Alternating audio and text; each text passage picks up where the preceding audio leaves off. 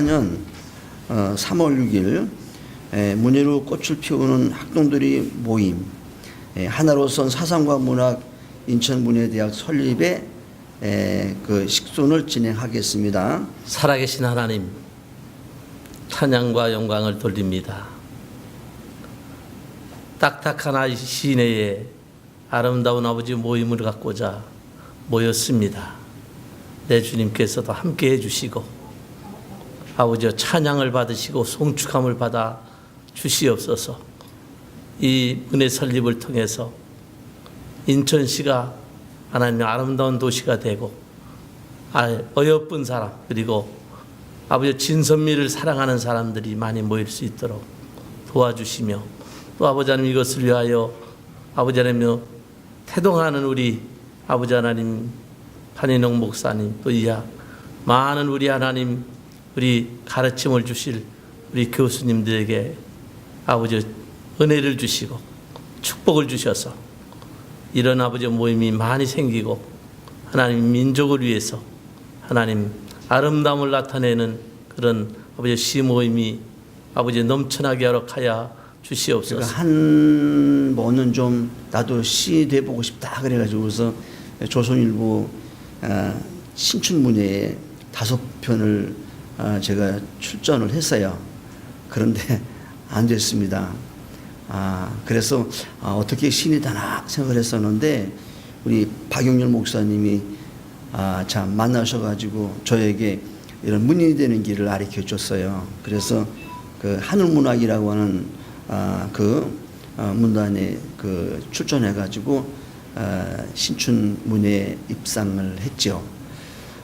그리고 거기서 참 많은 것들을 배우다가 우리 목사님이 이 사상과 문학에 대해서 시인의 입장으로 아주 꿈을 갖고 계시더라고요. 그래서 참 하신다고 하기에 저는 시인이 됐긴 됐지만서도 이 문예 문학 뭐 전혀 참 문외한이 아닙니까? 그래서 그 참 편집위원이라고 하는 직책을 줘가지고 지금까지 참 왔어요. 그렇게 하면서 우리 또 목사님이 서울의 문예대학을 신설해서 1학기, 2학기, 3학기를 해가지고 1기가 이제 졸업이 됐죠. 이렇게요. 그 3학기를 통해서 참 많은 것들을 참 배웠습니다. 목사로서 성경을 보는 거, 해석하는 거, 또 이 참 인문학, 또 뭐 아이들한테 좀 필요한 사상교육, 또 상담 여러 가지를 많이 참 배웠어요. 그래서 글을 쓰는 참 이제 달인이 됐다고 그럴까 지나친 표현이겠지만서요. 글 쓰는 데 대해서 써놓고 이게 됐나 안 됐는가 뭐 이렇게 하는 것이 아니라 이렇게 하면 되는가 보다 써서 주면은 다른 사람들한테 참 좋습니다라고 하는 그런 이야기를 들으니까 과찬인지 모르지만 많이 컸지 않습니까 이렇게요. 그래서 우리 인천 참 그 송도 또 글로벌 도시이기 때문에 한번 이 문예대학 또 서울에 또 그 목사님도 바쁘시고 하니까 우리 인천으로도 한번 옮겨 보셨으면 어떻게 했어요? 그랬더니 또 혼기 허락하시더라고요. 그래서 저희가 이곳에 참 그 오늘처럼 문예대학 이제 뭐라고 말할까 설립을 할 수 있도록 되게 된 이 식을 올리게 되게 된 것입니다. 이 하나로선 사상과 문학이거든요. 한국의 여러 가지 계층이 다 마찬가지지만 문학계도 아주 혼란스럽습니다. 하나가 된다는 것은 어려워요. 이제 우리나라가 적은 나라지만 기찬 그 능력을 가지고 있는데 하나가 된다면 얼마나 좋을 것인가. 그래서 하나로 서 있다 이 말이죠. 그리고 사상과 문학은 여러분들이지만 사상계를 벤처마킹을 했습니다. 사상계가 한때 한국 사회의 지성인들을 깨웠습니다. 종합제였습니다. 사상계에서도 신인상이 나왔습니다. 그런데 장준환 씨가 그렇게 비명에 가신 이후에 사상계를 폐가된 이후에 다시 속관하려고 그의 아들이 장자가 그렇게 노력을 했지만은 잘 안 됐어요. 지금도 계속해서 그분들이 속관해야 된다 생각을 합니다. 그래서 사상기라고 제가 말할 수는 없잖아요. 그래서 문학은 문학인데 사상이 있는 문학. 그래서 사상과 문학이라는 붙였는데 하나로선 사상과 문학 그렇게 한 것입니다. 이 문학은 뿌리입니다. 여러분 뿌리가 강해야 거기에 열매도 피고 열매도 아름답고 꽃도 잘 피는 거 아니에요? 이 뿌리가 약해버리면 아무것도 아니에요. 우리 민족이 뿌리가 약해요. 역사적인 뿌리도 약하고 교육적인 뿌리도 약하고 그리고 또 하나 이제 아쉬운 것은 우리도 역사를 왜곡하면서 다른 나라 역사 왜곡한다고 말한다면 어렵잖아요. 근데 우리도 과거의 지도자들 역사 왜곡을 너무 많이 했어요. 그래서 우리가 우리만이라도 좀 바른 사상과 문학이라는 타이틀을 가지고 좀 좋음들을 우리가 장을 만들어줘야겠다. 그래서 좋은 시인들이 많이 발굴해서 그들이 한국 문학계의 새로운 지평을 열면서 세계의 새로운 어떤 받침을 해야 되겠다. 그래서 문해대학을 만들게 됐고 그 문해대학의 학장님으로 우리 유승호 박사님, 뭐 한국 문단에는 중견이시죠. 그리고 우리 주관은 아실 분은 아시지만 김봉훈 박사라고 그리고 우리 유승호 박사님 우리 문해대학장이면서 우리 사상과 문학의 자문위원장님이시기도 해요. 그리고 한국의 문단의 중진들을 고문으로 모시고 자문위원으로 모시고 이렇게 지금까지 와 있습니다. 근데 일천합니다. 아직은 뭐 시작에 불과한 거죠. 그러나 앞으로 누군가 뜻을 세우는 사람이 한다 그러면 저는 과감하게 제가 70이 넘은 사람이 은퇴한 사람이 거기에 뭐 이렇게 비전 매력을 제가 뭐 그 욕심은 안 갖겠어요. 그러나 정말로 이 꿈을 갖고 젊은 사람이 나오면 전 과감하게 물려줄 수도 있어요. 저는 뒤로 물러나고. 그래서 어떻게 하든지 사상과 문학이 한국 사회의 뿌리를 내려서 한국 민족 문화의 새로운 방향을 제시하고 이렇게 나가면 얼마나 좋을까. 아무튼 사명 가진 사람들이 이게 해야 되겠다. 안다. 바람이 눈에 보이지 않으나 나뭇가지 흔들리는 것을 보아 바람이 있음을 안다. 검은색 겨울 나뭇가지를 봄바람이 찾아와 흔들더니 연두빛 새싹이 돋아나는 것을 보아 봄바람이 생명의 성결이 있음을 안다. 개나리꽃을 노랗게 피워놓고 진달래꽃을 빨갛게 피워놓더니 벚꽃잔치로 사람을 모으는 것을 보고 봄바람이 따뜻한 손길임을 안다. 모든 생명의 호흡을 위해 지구 둘레에 풀어놓은 공기가 바람되어 천지를 떠도는 걸 보고 바람이 하나님의 숨결임을 안다. 이주후. 누에섬 등대 김혜빈.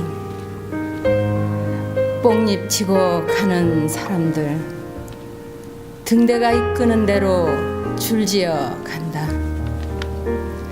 거대한 파로스 등대가 아니어도 탄도항 팔아만고 썰물이 내어준 길 따라 제각각 검은 봉지에 푸른 빛을 감추며 비단길 찾아간다.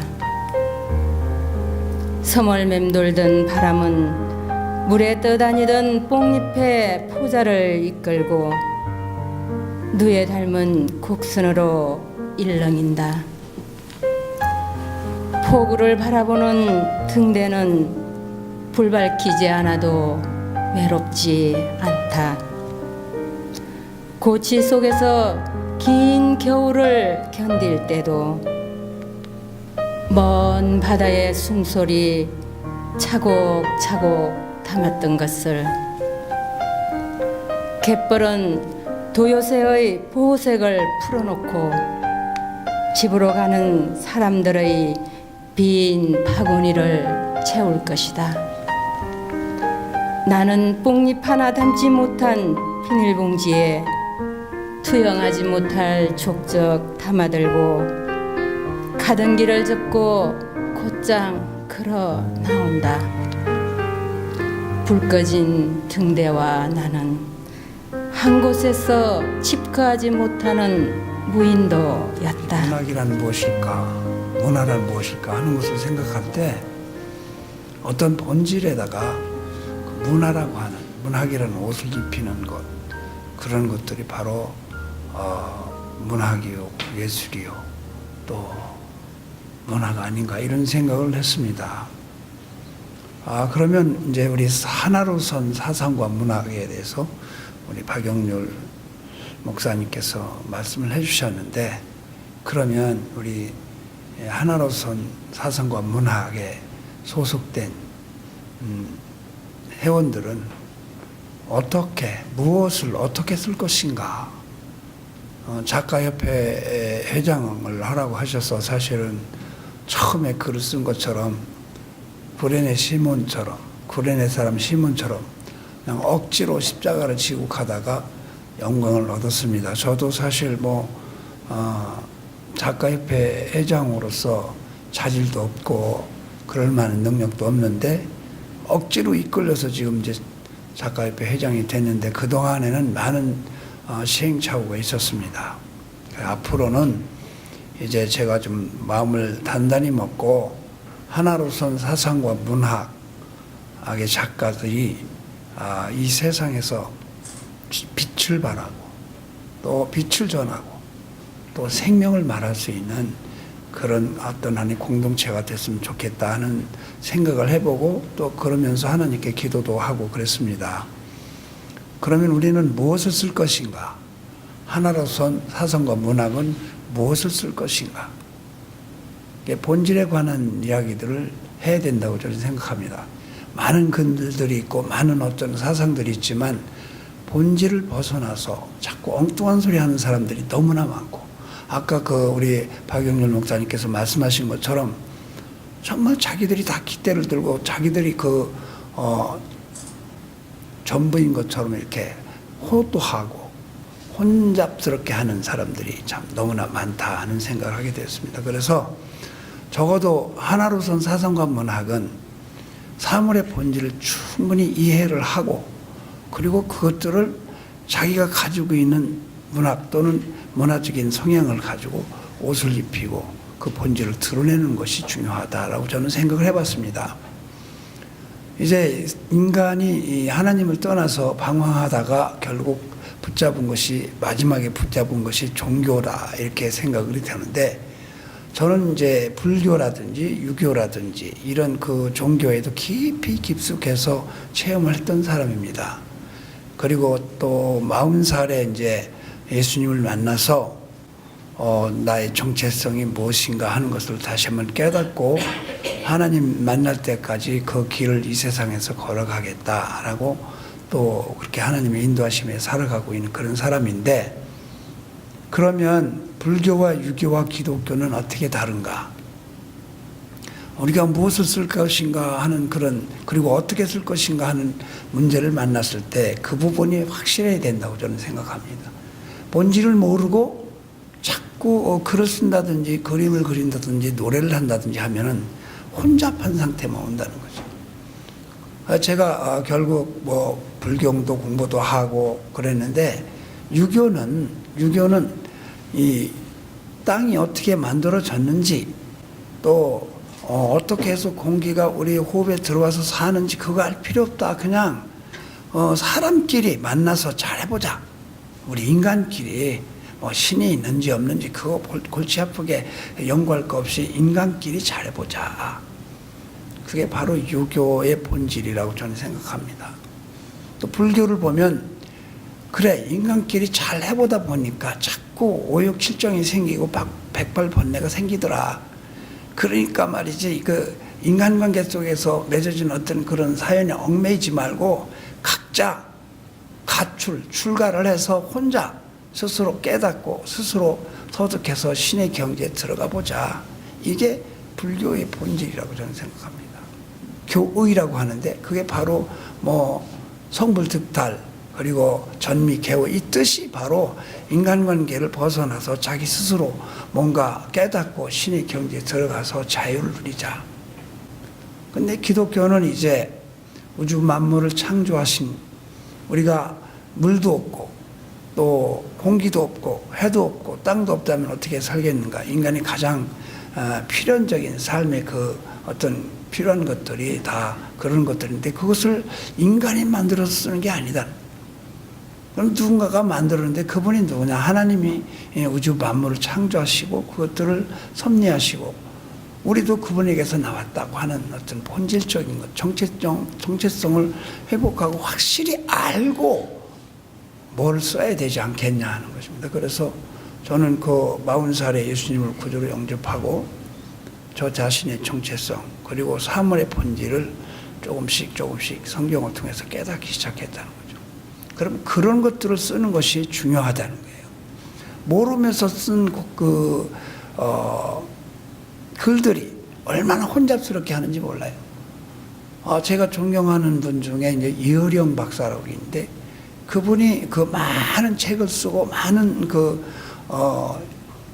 학술을 논하고 했는데 예수님을 영접하고 나서 그분이 고백한 것은 뭐냐면 그동안 수많은 책을 쓰고 주장했던 것들이 철부지에 불과했다라고 고백을 했습니다. 그래서 적어도 우리 하나로선 사상과 문학은 모든 사물의 본질, 삶의 그 정체성 같은 것들을 충분히 말씀을 통해서 충분히 이해하고 그것들을 사람들에게 전해줌으로 인해서 또 이 사상과 문학이 그 존재의 가치가 있지 않는가 하는 생각을 하게 됐습니다. 짧게 말씀드리고 내려가려고 했는데 이상한 제가 이렇게 가게 됐는데 용서해 주시고요. 그래서 대부분이 우리가 하나님을 아버지라고 부르고 예수님 이름으로 기도하는 분들이기 때문에 그런 그 사람들이 가지고 있는 사상과 진리 이런 것들이 예수님 하나님이 나타나지 않지만 그 모든 사물 속에서 그런 그 진리와 원리들이 녹아나고 그리고 해법이 되는 그런 글을 써야 되지 않겠나 하는 생각을 해보았습니다.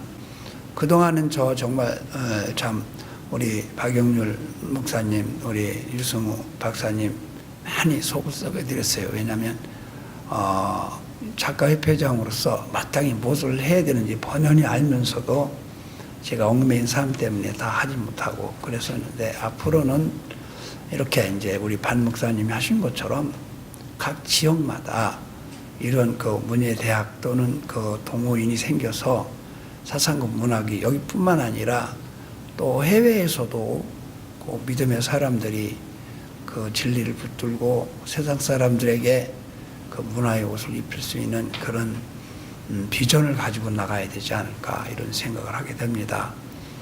저는 이제 시를 쓰고 문학을 한다고 했지만은 굉장히 그 관념시를 많이 쓰고 파라독스한 그런 글을 쓰고 그 부정적이고 그런 걸 많이 썼는데 예수님을 만나서 바뀌어 버렸어요. 밝고 따뜻하고 생명력이 넘치는 글을 써야 되지 않겠느냐. 그래 이제 제가 만든 노래들 중에도 그 먼저도 말씀드렸지만 그 시가 닿은 곳에 노래가 있다. 말이 닿은 곳에 시가 있고 시가 닿은 곳에 노래가 있다. 그 노래를 통해서 노래문학, 그 가사문학을 좀 우리나라 그 대중가요 가사가 너무 이 질이 좀 떨어지고 또 뭔가 그런 것들이 많아서 그 시를 통해서 그 노래 가사를 문학이라는 장르까지 끌어올려 보자 해서 만든 것들이 칠갑산 아내에게 바치는 노래, 날개 또 달빛이라든지 이런 노래들을 만들어서 많은 사람들과 같이 공감을 하게 됐습니다. 그리고 이제 앞으로는 이제 우리 박 목사님께서 말씀하신 것처럼 우리들의 작품이 노래가 되는 것이 참 아름답지 않나 하는 얘기입니다. 우리 시로서 남는 것도 중요하지만 그것이 노래로서 각자의 가슴에 가서 울릴 때 좀 더 파급 효과가 더 크고 영향력이 더 크다. 왜냐하면 시나 글은 내가 스스로 읽으려고 하지 않으면 안 되잖아요. 그러나 노래는 강제성이 있습니다. 자기가 들으려고 노력하지 않아도 들리는 경우가 많이 있습니다. 그래서 앞으로 그런 쪽으로 많이 좀 제가 여러분들과 같이 협력해서 해나가야 되지 않겠나 하는 생각을 하게 됩니다. 많이 기도해 주시고요. 사상권문학과 우리 작가협회가 좀 더 왕성하게 성장할 수 있도록 그렇게 기도해 주시기 바랍니다. 인문학 감사합니다. 이렇게 얘기했을 때 인문이 뭘까? 글자 그대로입니다. 사람과 글, 사람과 글. 예. 근데 인문학을 세계적으로 이거 다 통일된 겁니다. 인문학 하면 세 가지를 얘기합니다. 문, 사, 철. 그래요. 그러면 문은 뭐냐? 문학. 그 다음에 사는 역사. 그 다음에 철하는 것은 철학입니다. 예. 근데 요게 글자를 하나하나 풀어가면요. 인문이 사람과 글이다. 그러면 사람은 왜 사람인가? 침팬지하고 사람하고 DNA를 분석을 했어요. 그게 결과 나왔습니다. 얼마가 같으냐? 침팬지하고 사람이 98.7%가 DNA가 같습니다. 그럼 다른 건 얼마냐? 1.3%입니다. 1.3%의 정체가 무엇일까? 요 1.3%를 나는 그렇게 얘기합니다. 하나님의 유전자다. 하나님의 유전자. 성경에 보게 될 것 같으면 그런 얘기가 나오죠. 사람을 하나님이 창조하실 때 어떻게 창조하셨느냐? 하나님의 형상대로. 하나님은 닮았다는 얘기입니다. 사람이 하나님을 닮았기 때문에 사람이 된 것이다. 왜 사람이냐? 1.3% 그것 때문에 사람이 된 겁니다. 그런데 1.4%가 어떤 역할을 하느냐? 한번 보세요. 침팬지가 사람 하는 짓을 다 흉내냅니다. 근데 흉내 못 내는 게 하나 있습니다. 무엇인 것 같습니까? 말입니다. 이 말이라고 하는 것이 하나님의 유전자인데 하나님께로부터 왔다 이렇게 됐을 때는 높임말을 써서 말씀입니다. 근데 말씀이라는 말이 원래 어디서 나온 거냐? 말을 쓰다 해서 나온 거거든요. 그거의 명사형이 말씀입니다. 사람이 무엇 때문에 사람이 됐느냐? 1.3% 때문에 사람이 됐다. 그 다음에 말씀 때문에 사람이 됐다. 이걸 성경적으로 바꾸면 하나님의 유전자가 우리에게 들어왔기 때문에 사람이 됐다. 그 얘기죠. 그래서 인문, 이제 답이 나옵니다. 인문이 뭐냐? 사람과 글. 글이 뭐냐? 우리 귀로 들을 수 있게 한 분명히 있기는 있는데 눈에 보이지를 않는 것을 한자말로 신비라고 합니다. 신비. 하나님이 바로 신비거든요. 우리가 눈으로 볼 수는 없어요. 그러나 반드시 계신 분이 하나님이다. 그래서 이 하나님의 유전자가 우리에게 들어왔기 때문에 우리는 말을 할 수 있게 됐고, 그래서 원숭이가 아니라 우리는 사람이 되어버렸습니다. 일린이라고 하는 러시아 이 철학자가 쓴 인류의 역사하는 게 있는데 거기에서는 그래요. 사람이 처음에는 원숭이하고 똑같이 나무 위에서 살았대요. 이 이빨하고 발톱이 강하지 않으니까 맹수들을 피해서 나무 위에서 살았대요. 열매 따먹으면서. 그러다가 땅으로 내려왔대요. 그래서 사람이 됐다. 그렇게 되는데 땅으로 내려오면서 사람이 됐다 하는 게 무슨 얘기를 하느냐면 원숭이는 아직도 꼬리가 달려있지만 사람에게는 꼬리가 없다. 이게 사람이 되는 기본이거든요. 그래서 사람과 말씀, 하나님하고 사람은요 뛰어놀 수가 없어요. 난 무신론자들이 쓴 걸 봤어요. 만들어진 신. 리차드 도킨스가 하는 사람이 쓴 거 있어요. 그 다음에 우주에는 신이 없다. 물리학자가 쓴 거 봤어요. 그렇게 무식할 수가 없어요. 보니까 과학적으로는 굉장히 밝은데 사람이라고 하는 걸 딱 보게 되면요, 눈에 보이지는 않지만 사람이 왜 사람인가 하는 게 분명하잖아요.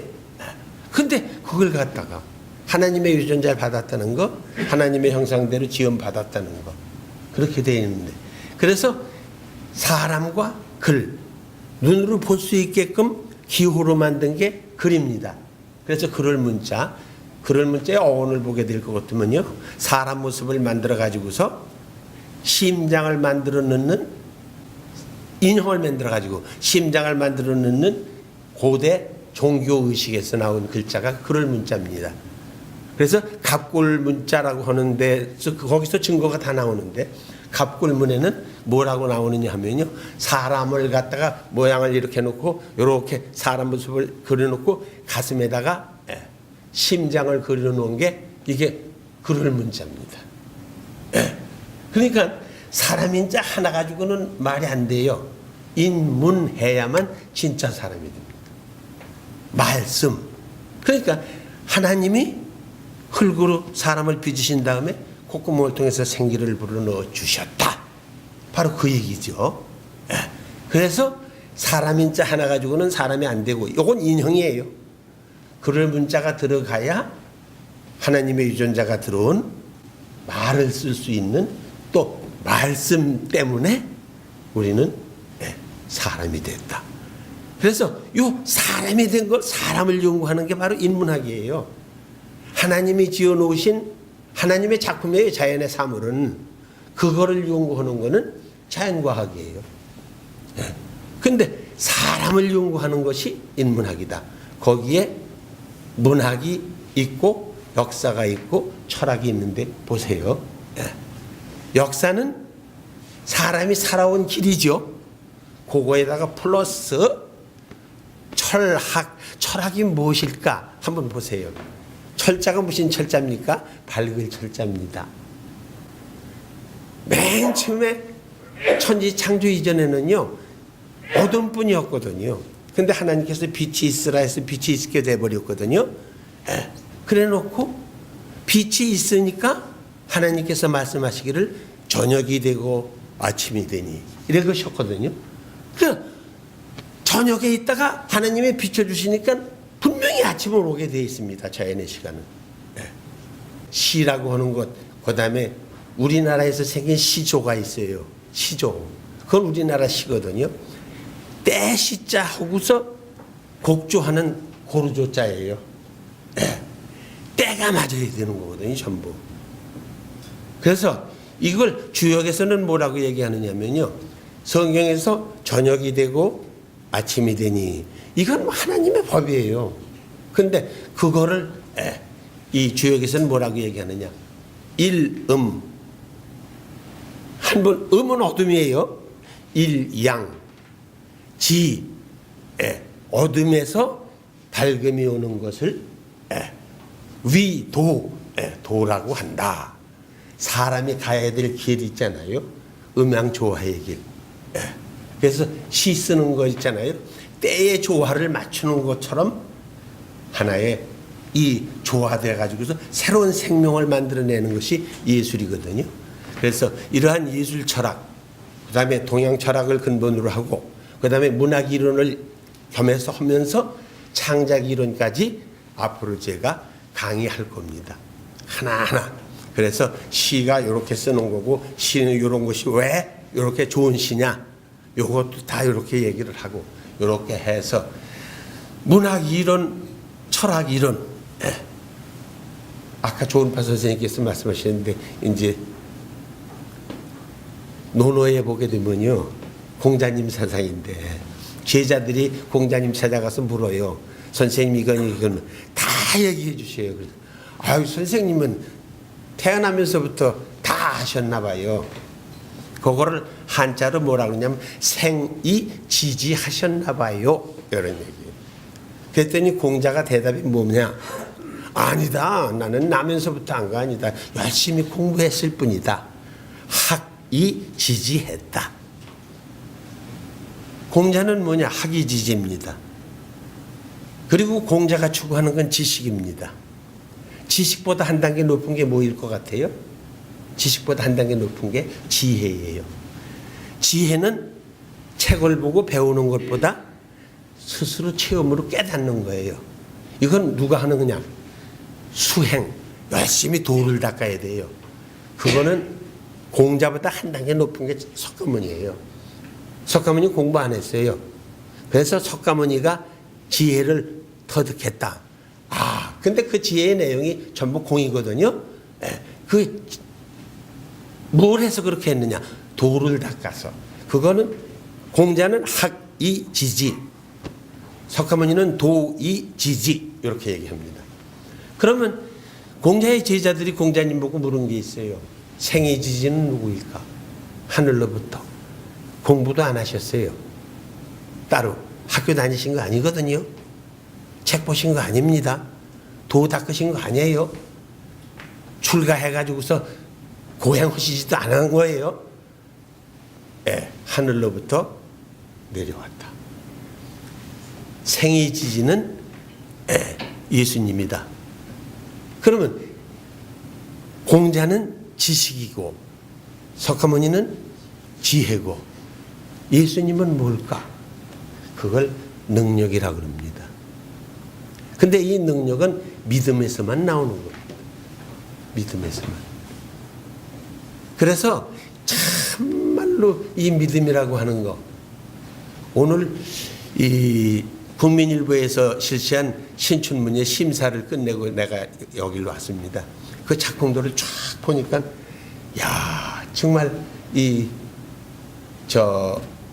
대상이라고 해서 당선 작품인데 정말로 뭐 그냥 주님 이런 거 하나도 안 찾아요. 근데 써놨는데 그걸 보면 야 은혜 충만한 사람이구나 하는 게 그대로 드러나게 그렇게 되는 거. 그래서 이것이 문학의 진수다. 그리고 문학은 사실은 역사도 철학도 다 포함해서 형상화시키는 것이다. 하나의 생명으로 그런 얘기입니다. 그래서 이 문학 강의는 사실은 생명 철학이 되고 그냥 또 이 뭐라고 할까 종교하고 문학이 이렇게 통하는 게 그게 이제 그 하나님의 유전자 때문이라고 저는 그렇게 보거든요. 그래서 제일 중요한 게 믿음을 가지면 게 믿음 갖는다고 해서 되는 거 아니고 아주 몸에 배에서 이렇게 감사를 느끼게 되는 거거든요. 그래서 아까 이제 누가 말씀하셨는데 공기 있잖아요. 공기가 바로 뭐냐면 빌공자 기운기자 이렇게 쓰거든요. 근데 그게 원래는 공자가 하늘 공자입니다. 그래서 공기가 뭐냐? 하늘 기운이다. 그 다음에 기독교인은 뭐라고 얘기해야 될까? 하늘 기운이 우리 몸으로 드나드는 게 아니라 하나님의 숨결이다. 그러니까 제가 불면증 나이가 들고 나니까 불면증인데 그래서 차다 잠들었다가 탁 깨면 아유 또 살아났네. 공기가 나를 떠나지 않았네. 하도 고마워서 심호흡을 들이마셔서 합니다.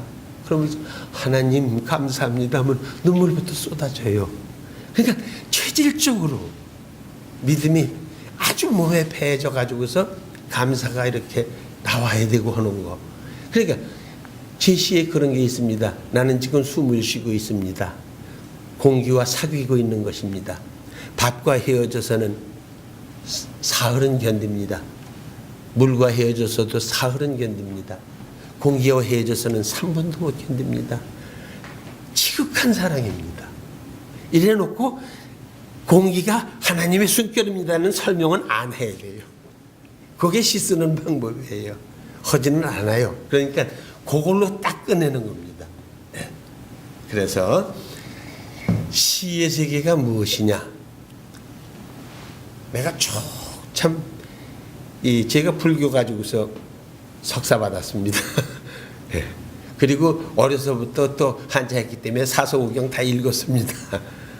그랬는데 결국은 사랑 때문에 아내를 교인으로 얻어가지고서 우리 이제 권사가 초등학교 때부터 교회를 나가가지고 그저 그래서 거들려가지고 제가 교인이 돼서 장로까지 되고 결혼 초에 이제 시인이니까 어디 협회에 가입해야 되는데 불교문학가 협회에 가입했다가 기독교 문인협회 회장까지 지내고 지금 그냥 그렇습니다.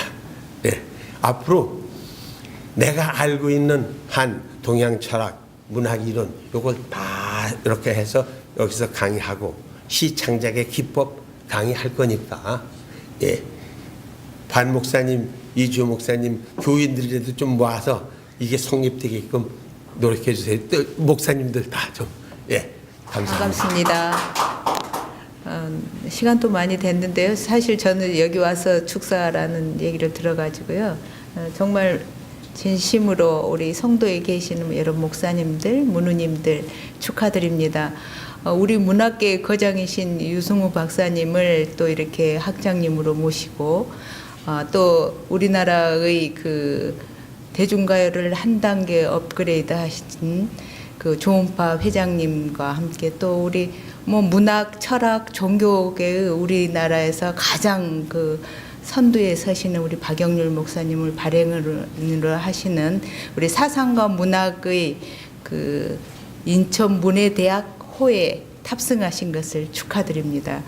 우리 이렇게 서점에 가면 요즘 서점에 가면 길을 묻는 그 제목이 참 많습니다. 바다에서 길을 묻고 산에서 길을 묻고 하늘에서 길을 묻고 길에서 길을 묻는다는 어디로 가야 될지를 모르고 다들 방황하고 있습니다. 그런데 명확하게 하나로 선 가야 될 곳을 알고 또 유능한 선장님의 또 유능한 조타수를 함께 해서 이렇게 출범을 한다는 것은 하나님의 축복이 아니면 있을 수 없는 것 같습니다. 여러분 다시 한번 축하드리고요. 이 나이 먹더라 이 시간까지 저녁 안 먹는 때가 오늘 처음이네요. 배고프시죠? 여기가 바람이 많이 부네요. 그런데 한 가지 오면서 딱 보니까 우리나라 최초의 등대가 팔미도예요. 저쪽. 근데 팔미도가 정면으로 보이니까 이 자리가 과연 명당 자리가 되겠구나 이런 생각을 문득 했어요. 오늘 물론 바람 불고 그렇지만은 팔미도의 등대가 꺼지지 않는 한 이 문예대학은 문을 닫지가 않을 것 같네요. 그리고 또 여러분 여기 계신 분들이 복이 있는 게 저희가 이번에 동인 시집을 만드는데 오늘 나왔습니다. 이 책이. 근데 이 책은 오늘 받으신 분들은 앞으로 틀림없이 시인이 될 거예요. 근데 제가 이걸 또 몇 분이 오시냐고 물어보니까 한 7, 8명 오실 거라 해서 12권을 가져갔는데 여기 계신 분들 대부분이 받으실 것 같아요.